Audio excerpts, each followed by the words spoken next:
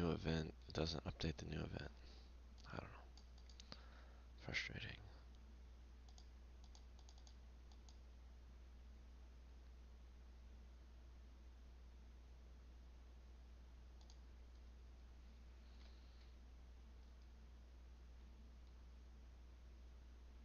No, I don't want to.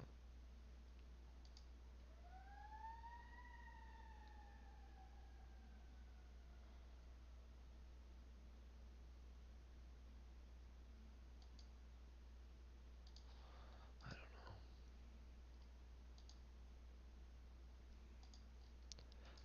Welcome to the Henry George Daily Devotional, episode 58. We are in chapter 5, the problem solved. Book 5, problem solved, chapter 2, the persistence of poverty amid advancing wealth. It's been kind of a sad chapter so far.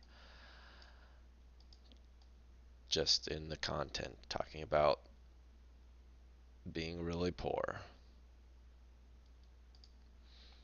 All right. George talked about how where the value of land goes high, we see poverty at its worst.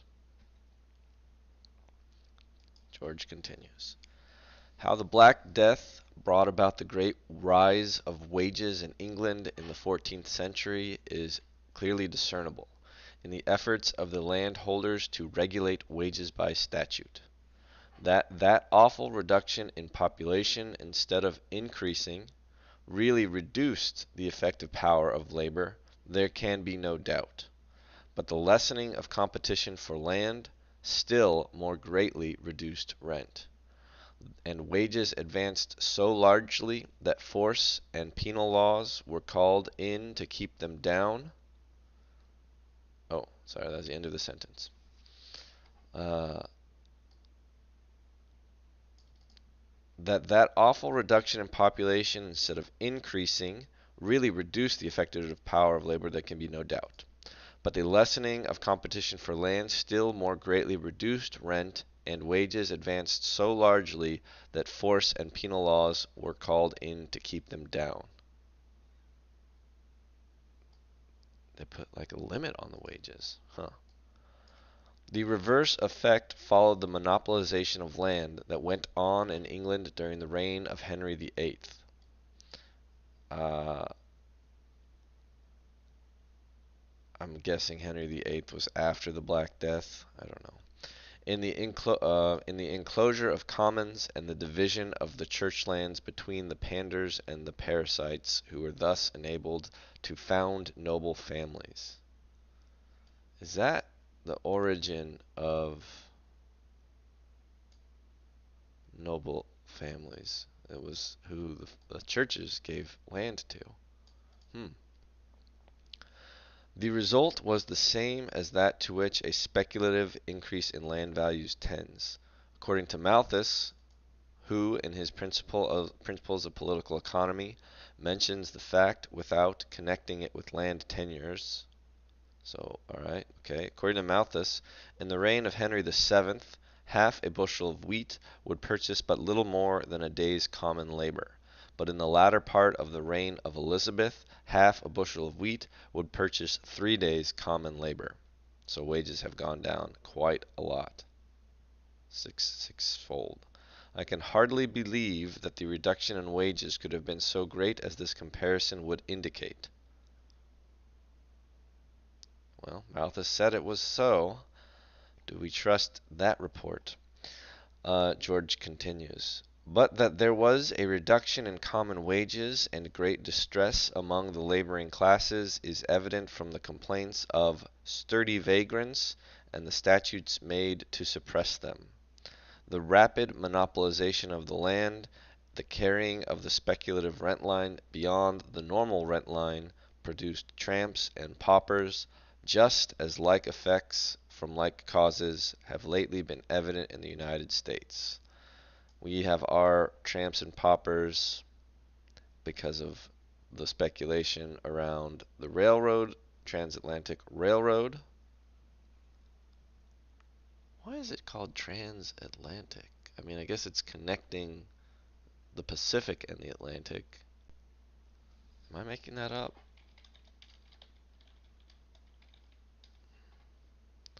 Transcontinental Railroad. Yeah, that is a much better name. Yeah, transatlantic is the whole like London to New York kind of connections. Duh. All right.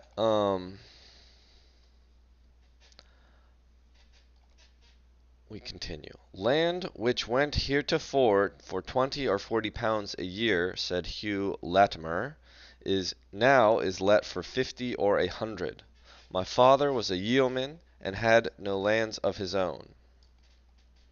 Only he had a farm at a rent of 3 or 4 pounds by the year at the uttermost, and thereupon he tilled so much as kept half a dozen men. Okay, so 6 guys off of some farm that he rented for 3 or 4 pounds. He had walk for 100 sheep. Okay, and my mother milked 30 kine. I guess 30 cows or some or goats. Who knows? He was able and did find the king a harness with himself and his horse when he came to the place that he should receive the king's wages. I can remember that I buckled his harness when he went to Blackheath Field. He kept me to school. He married my sisters with 5 pounds apiece, so that he brought them up in godliness and fear of God. He kept hospitality for his neighbors, and some alms he gave to the poor. And all this he did of the same farm, where he that now hath it payeth 16 pounds rent or more, so that was 3 or 4 pounds, now it's up to 16 pounds, and is not able to do anything for his prince, for himself, nor his children, nor to give a cup of drink to the poor. This is all Hugh Latimer's report. In this way, said Sir Thomas More, referring to the ejectment of small farmers which characterized this advance of rent, it comes to pass that these poor wretches, men, women, husbands, orphans, widows, parents with little children, householders greater in number than in wealth, all of these emigrate from their native fields, without knowing where to go. They become wanderers. And so from the stuff of the Latimores and Moors, from the sturdy spirit that amid the flames of the Oxford stake cried, "Play the man, Master Ridley," I don't know what that means, and the mingled strength and sweetness that neither prosperity could taint nor the axe of the executioner abash, were evolved thieves and vagrants, the mass criminality and pauperism that still blights the innermost petals and preys a gnawing worm at the root of England's core.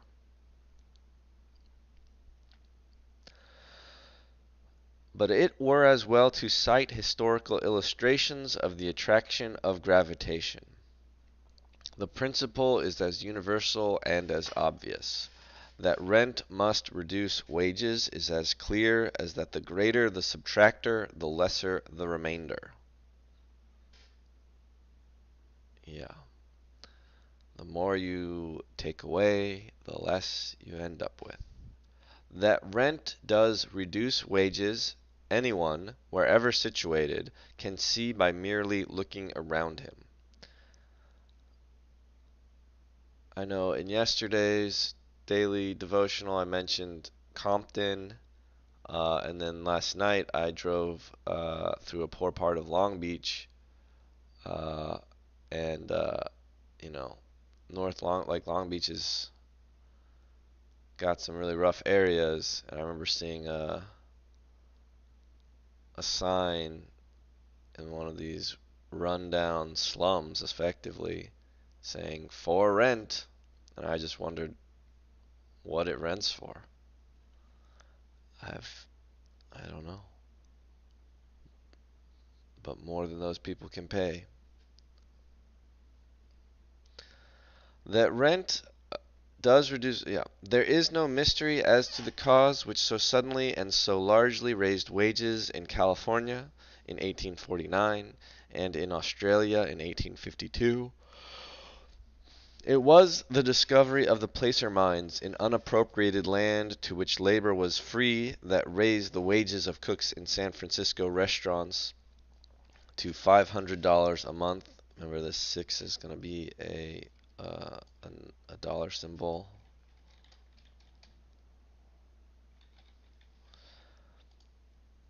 And left ships to rot in the harbor without officers or crew until their owners would consent to pay rates that in any other part of the globe seemed fabulous. Had these mines been on appropriated land, or had they been immediately monopolized so that rent could have arisen, it would have been land values that would have leaped upward, not wages. Yeah. If somebody owned the places in California where we found gold, clearly they would have owned the gold according to our current laws. The Comstock lode, which has been richer than the placers, but the Comstock lode was readily monopolized. I don't know about the Comstock lode. It's a lode of silver ore located under the eastern slope of Mount Davidson, a peak in the Virginia Range in Virginia City, Nevada, western Utah, which was first major city in the United States, named after the American miner Henry Comstock. After the discovery was made public in 1859, it sparked a silver rush of prosperity. The area of the discovery was considered was in California, the United States, the greatest since the gold rush in '49. Yes, 10 years after. There's a bunch of mining camps. Not just for the immense fortunes generated in a large role, but also for the advance in mining technology that spurred. Well, this sounds. I don't understand how it was monopolized exactly. I mean, it's named after Comstock. Uh, I don't know. I don't need to be persuaded that if somebody owned the location where a huge amount of minerals, valuable minerals or ores were found, uh, that they would become rich. This is an easy sell for me. George is saying the Comstock lode was readily monopolized, and this is not the same as placer miners. So I guess it probably created a few fortunes for just a few people rather than many people, all the miners. And it is only by virtue of the strong organization of the Miners' Association and the fears of the damage which it might do that enables men to get $4 a day for parboiling themselves 2,000 feet underground, where the air that they breathe must be pumped down to them. The wealth of the Comstock lode has added to rent. The selling price of these mines runs up into hundreds of millions, and it has produced individual fortunes whose monthly returns can be estimated only in hundreds of thousands, if not in millions. Nor is there any mystery about the cause which has operated to reduce wages in California from the maximum of the early days to very nearly a level with wages in the eastern states, and that is still operating to reduce them. Monopoly. The productiveness of labor has not decreased. On the contrary, it has increased, as I have before shown. But out of what it produces, labor has now to pay rent. Yeah, as we just read here, um, it advances in mining technology. So like we've gotten better and more productive um, at mining.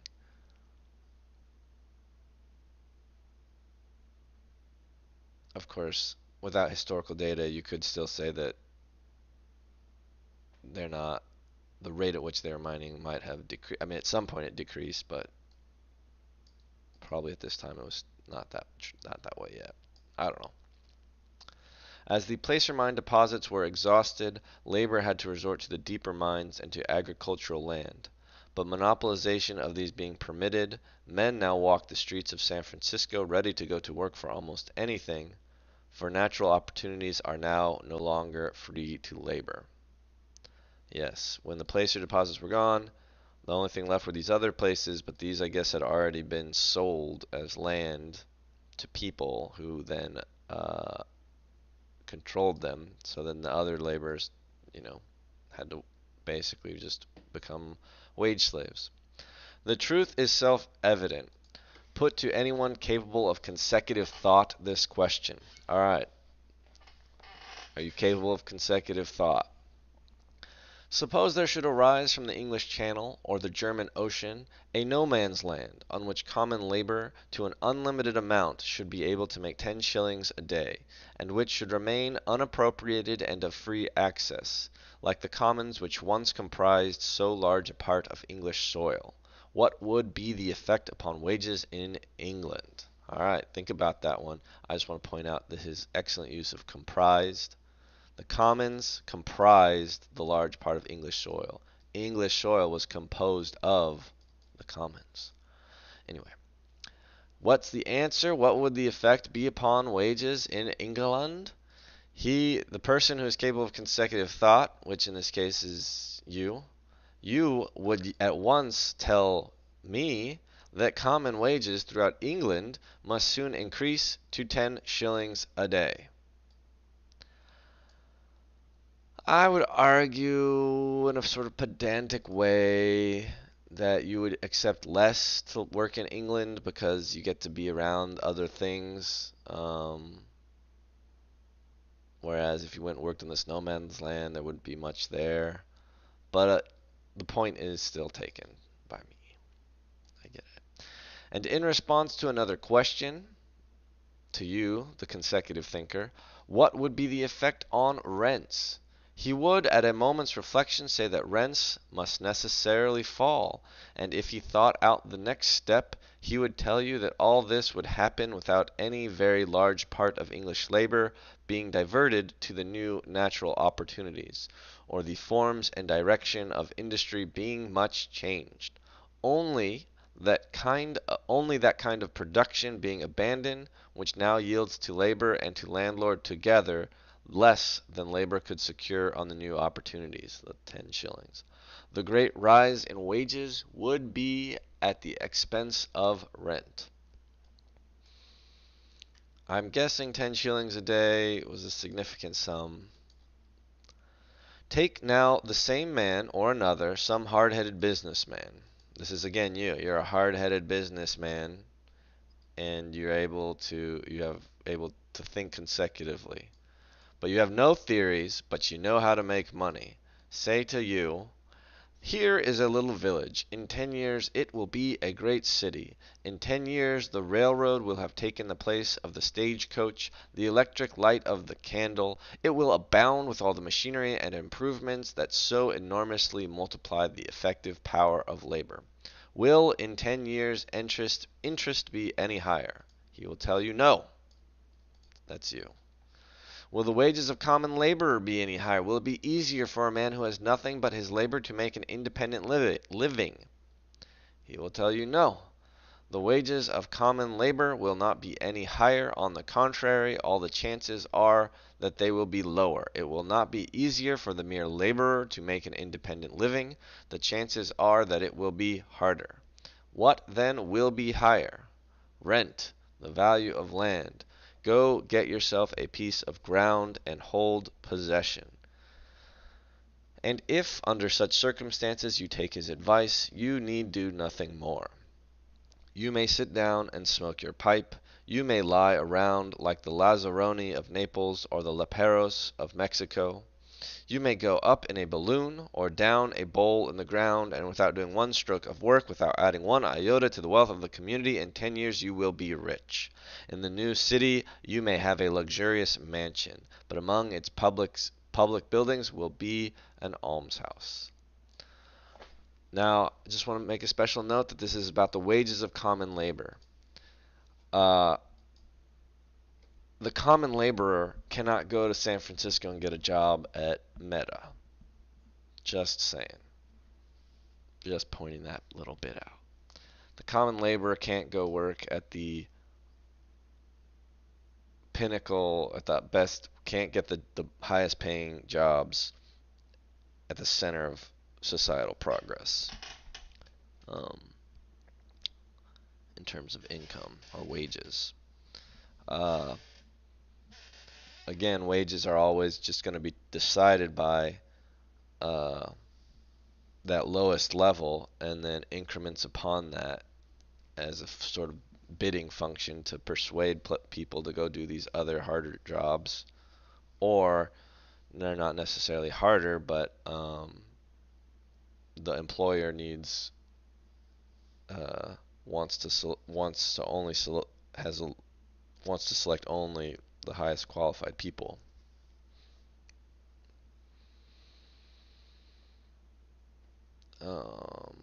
Or most capable people, rather.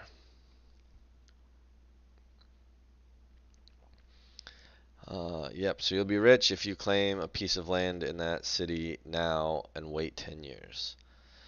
George continues. Yeah, we're close to the finish here.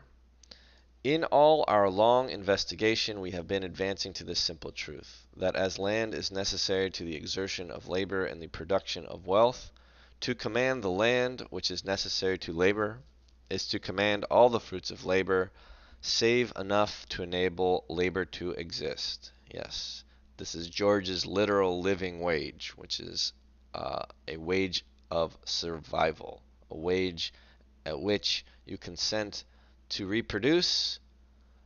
It is not a modern idea of a nice livable wage where it's implied that it would be something like comfortable. We do currently inevitably pay our lowest compensated workers, a literal Georgiast living wage. Um, because we see that there's plenty of people who work at McDonald's who are able to at least live because they have, also we give them welfare, um, and they are able to reproduce.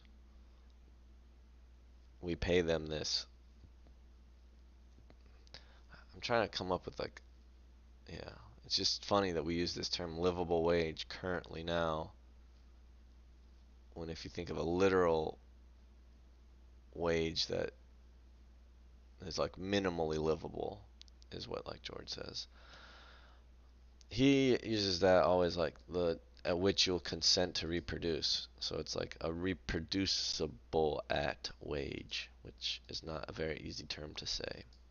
Anyway, terms aside. We have been advancing as through an enemy's country in which every step must be secured, every position fortified, and every bypath explored. For this simple truth, in its application to social and political problems, is hid from the great masses of men, partly by its very simplicity, and in greater part by widespread fallacies and erroneous habits of thought, which lead them to look in every direction but the right one for an explanation of the evils which oppress and threaten the civilized world.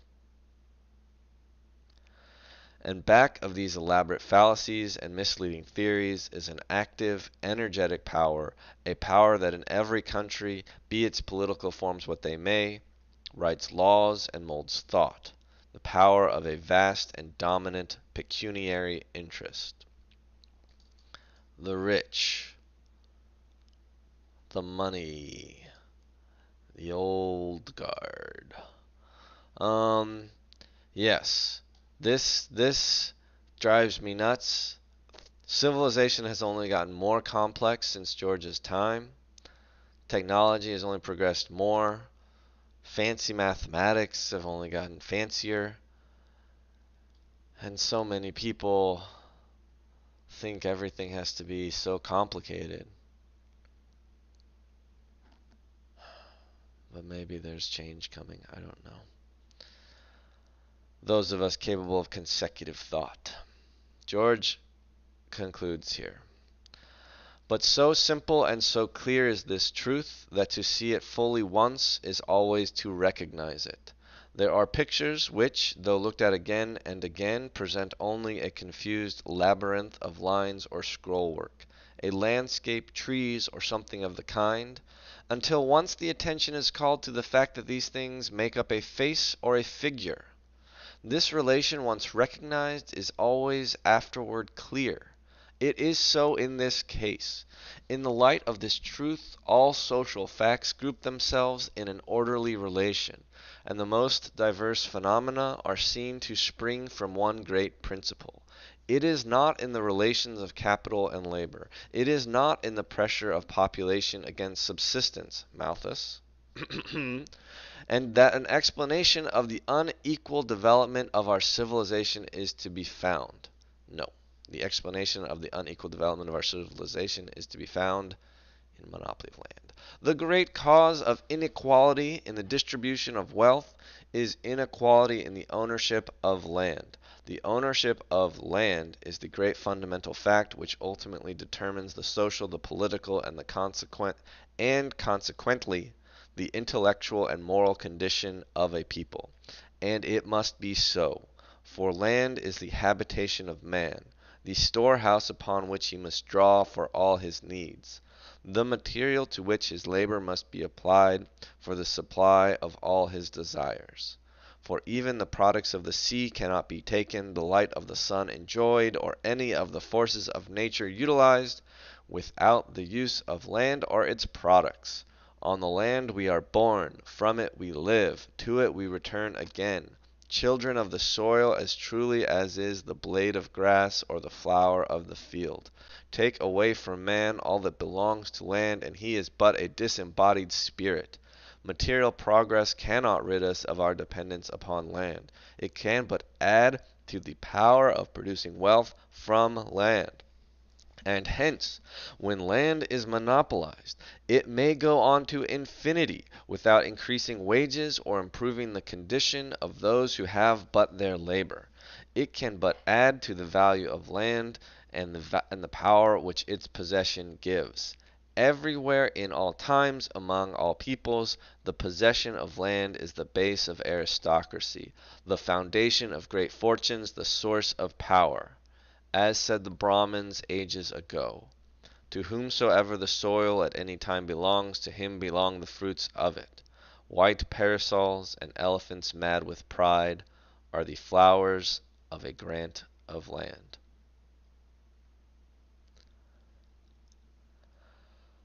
Yep.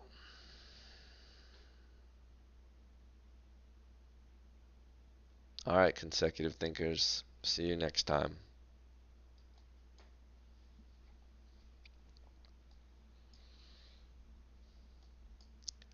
Episode 58. Um,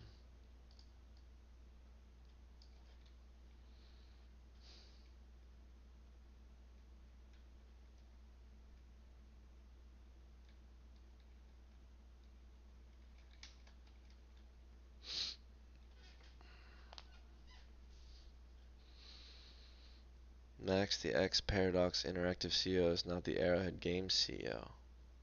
Arrowhead Games CEO stepped down or got kicked out? Wow.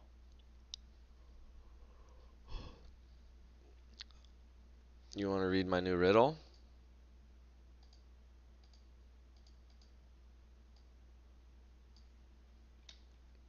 You can do this one. Oh, it's a horrible way for it to look.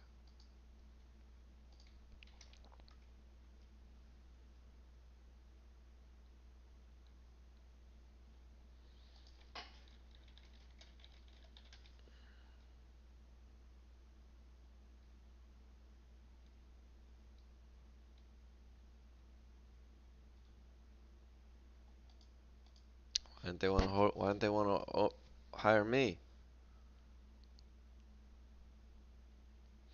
Palstet will remain chief creative officer and chairman. The move on.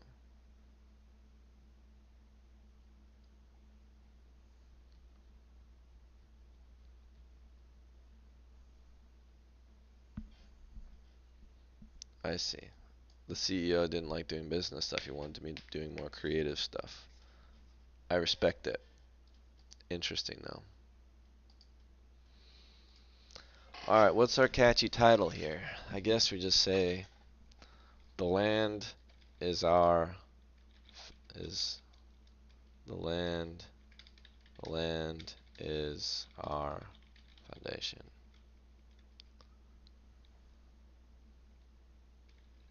We come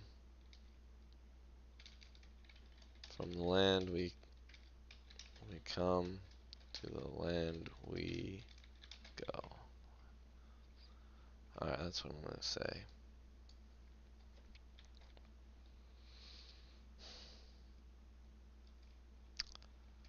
George gives some more examples of wages going up when land Black Death resulted in higher wages by freeing land. Imagine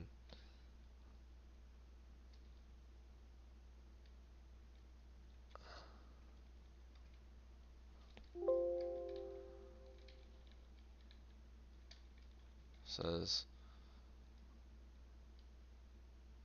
the land is at the bottom of wealth, material and social wealth.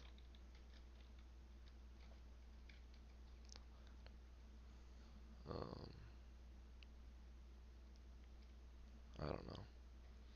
Out of the 10 players who are playing Helldivers 2 at release and causing queue issues, only one continues to play today.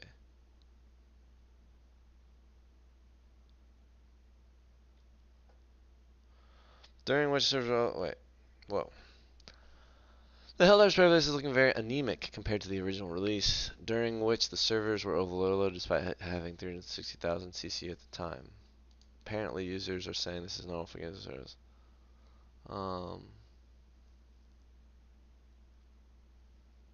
This is only... How do I make this 7 day, 1 month, 6 month? Wait.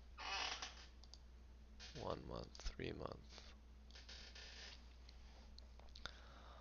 I thought they were anticipating like 700,000 people over this like a recent weekend.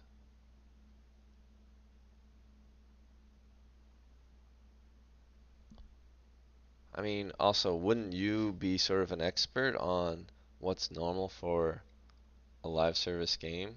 Yeah, there's always an initial explosion if it's popular, and then a falling off.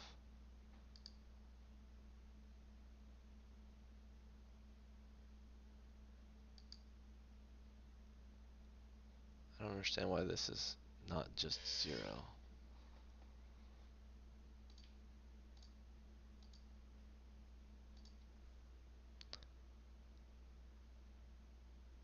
Oh, well, you don't think of like Deep Rock Galactic in that way?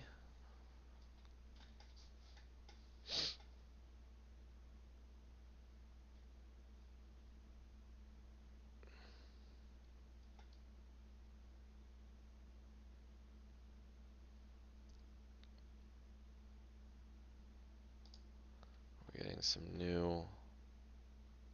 What? This is not... Just tell me what these new Drive keyboard shortcuts will be. First, let's see shortcuts. New shortcuts. Select down item.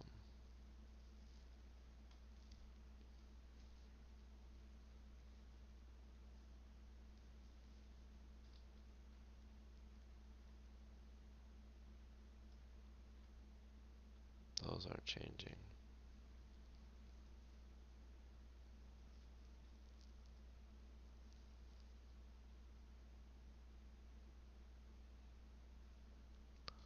Upload status, huh?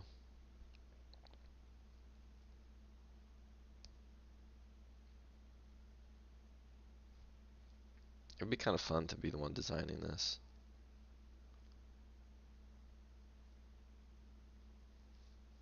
Create's all going to be Alt-C and then these things. Sure, update now. D-Rock Live doesn't qualify because there's a limitless commodity one can buy. The textbook live service game is one with microtransaction keeping the profits coming in. I mean, okay.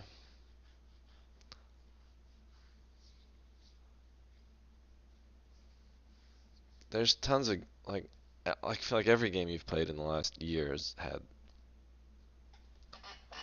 microtransactions. It's just some have fallen off in popularity, I guess. I feel like the definition would be more like regular content updates becomes is a live service game.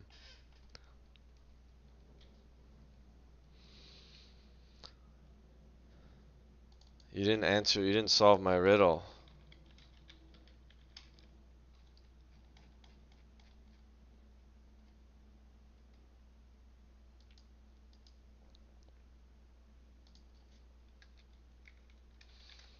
The Black Death resulted in higher wages um, because land was freed. The police came in to try to stop wages going up.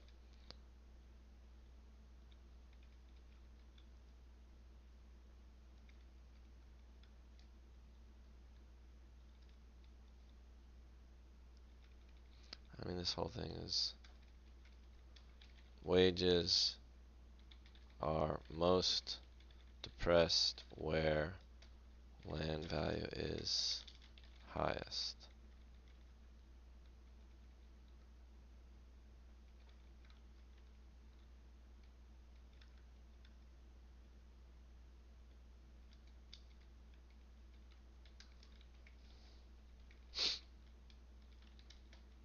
It's computers or something. Oh my gosh. Do you use 100 computers? Is that what I use? Those are my 100 servants?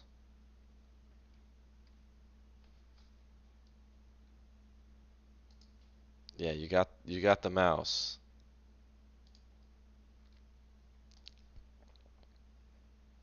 The servants are in my computer, huh? They are not in my computer. Wrong. Did you even read the riddle?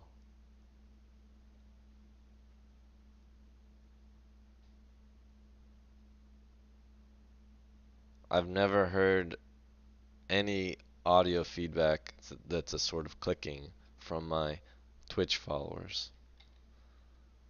Um, the church gave away land that became the basis for aristocracy.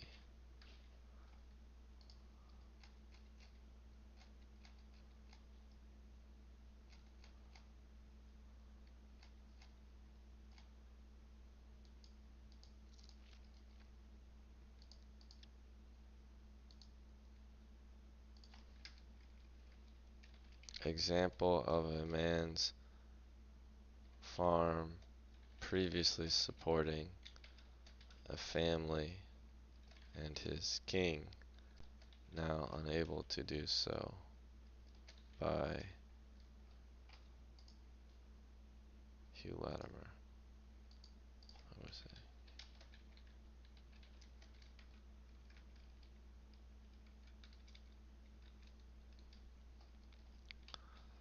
Um, Counterfactual of a island arising in the German or in the English Channel that could provide good work would force higher wages in all of England and rent would go down.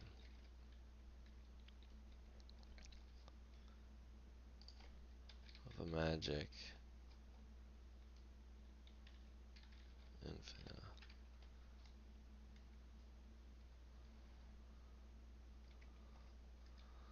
Uh, we have to make certain assumptions here about proximity, about values of proximity, etc.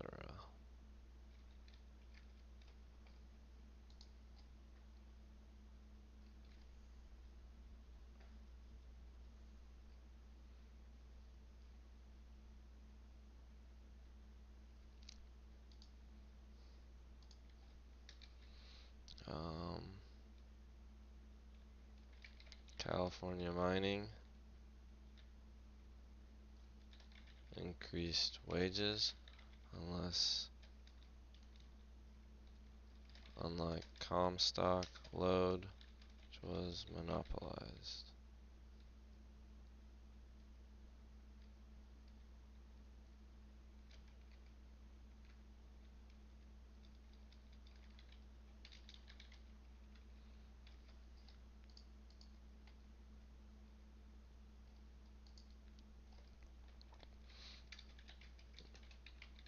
Um,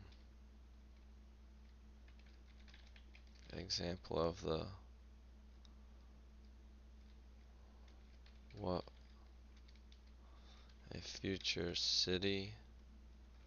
Example of how an investor would act were it known that a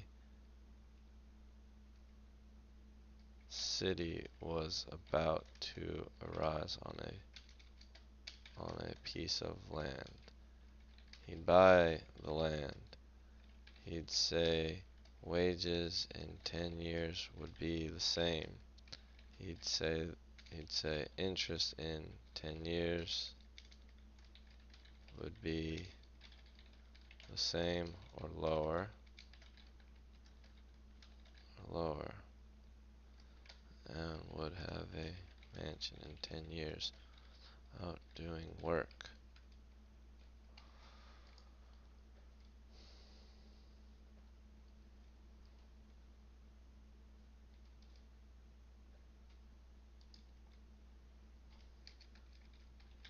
People get bedazzled by the complexity of society and the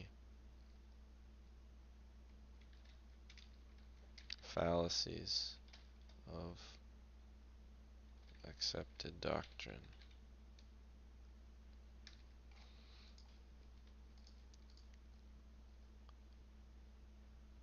Where is this?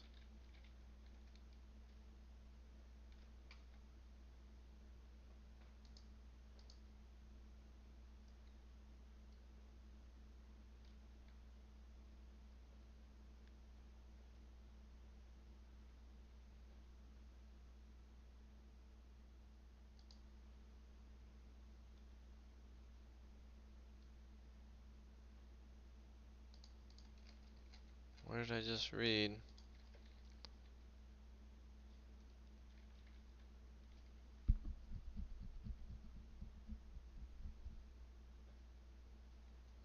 No.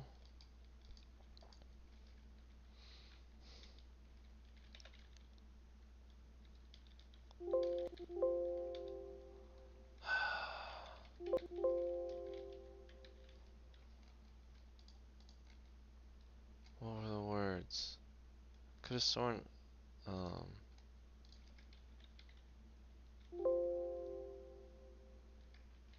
Aristo.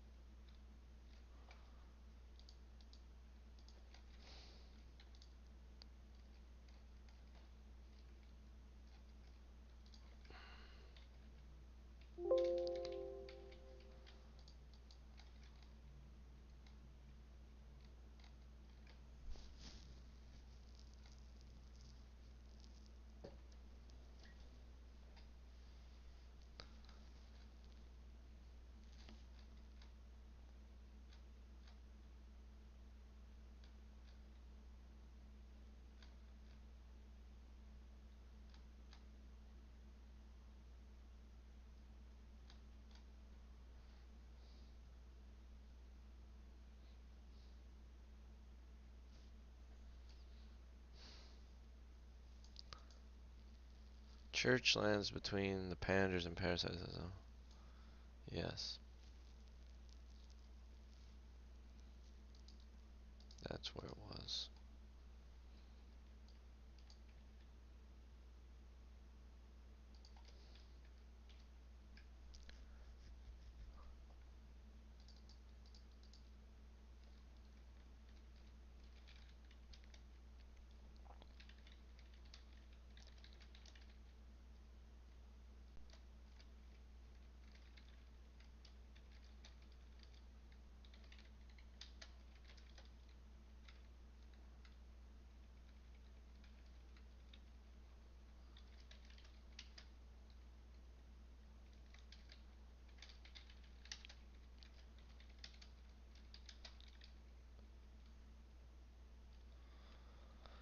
It's 1:40 a.m. I learned now that yesterday was a public holiday.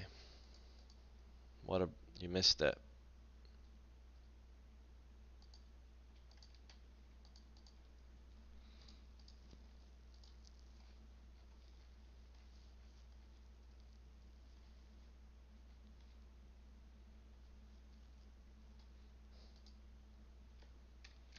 George describes seeing the truth like seeing the pattern in certain kinds of painting. This is the inspiration for See the Cat. Brahmins say.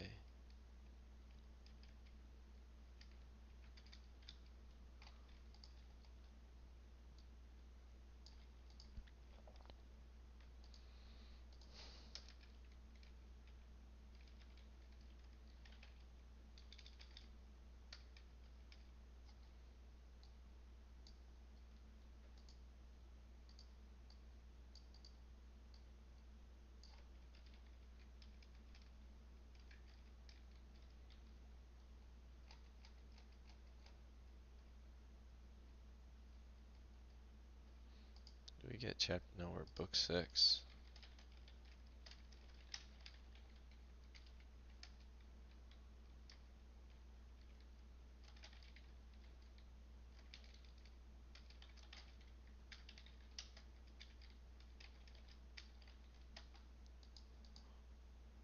Insufficiencies.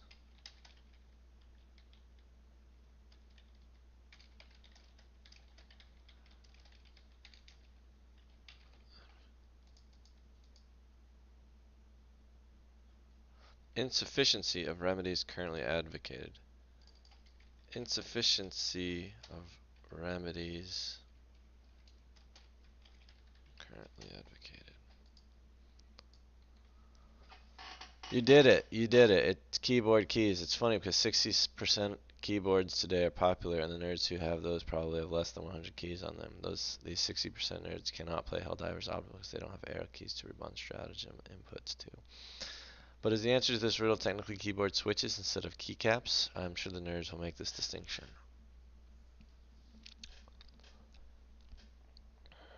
Well, however you want to define keyboard key.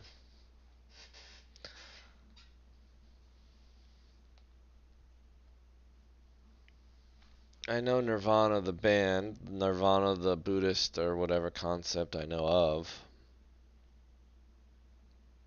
Insufficient pylons. Alright, we're ready. Oh yeah, I was thinking I should reread these always. The reason why in spite of the increase, yes.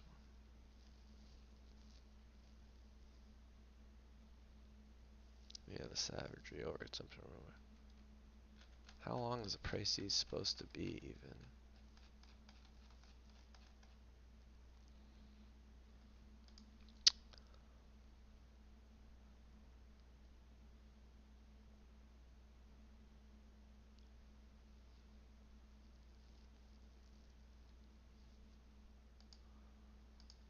Upload video.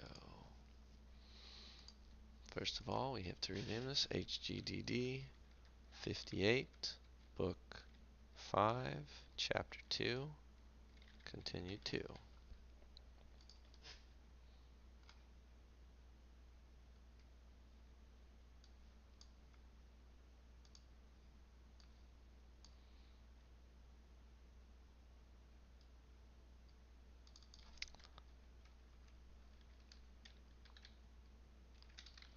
Of the land to the land.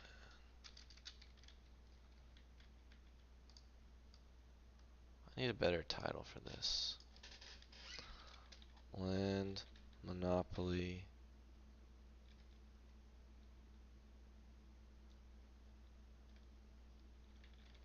controls everything.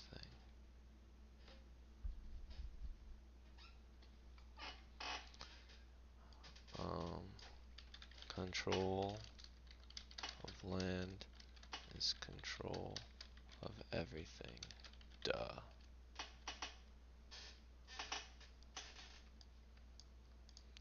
We need a new...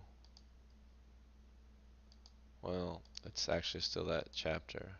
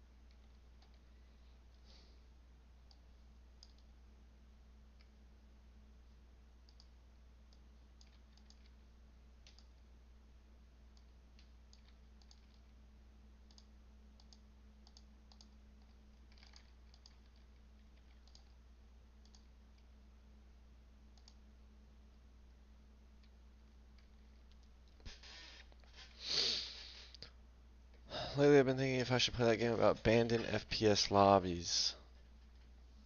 No players online. Never heard of that.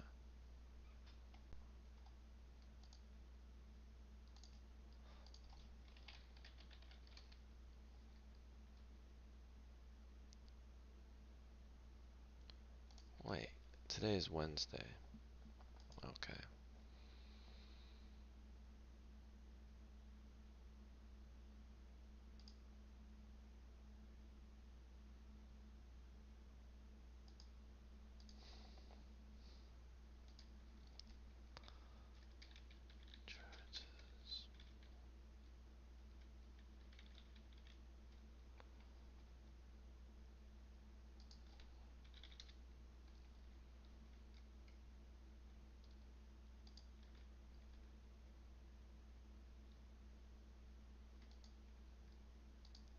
Welcome to the Henry.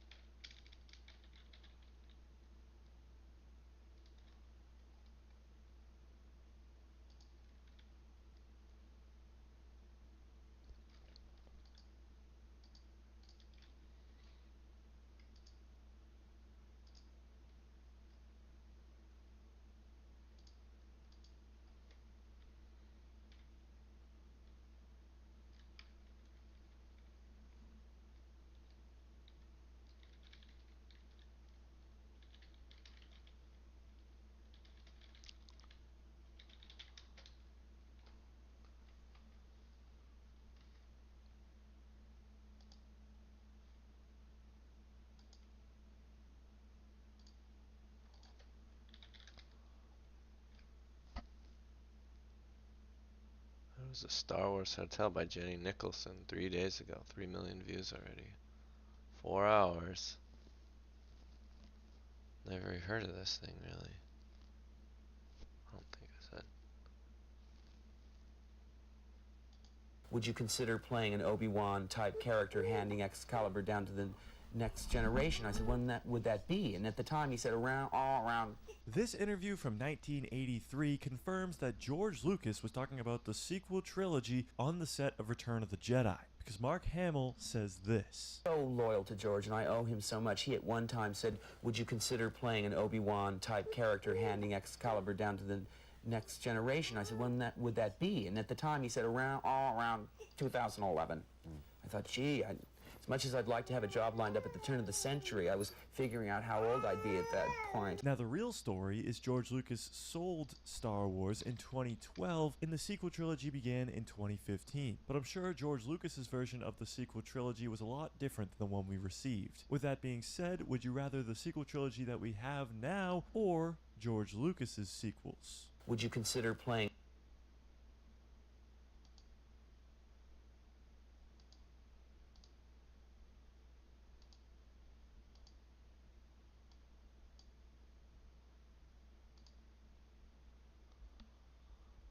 Alright. I think I'm done.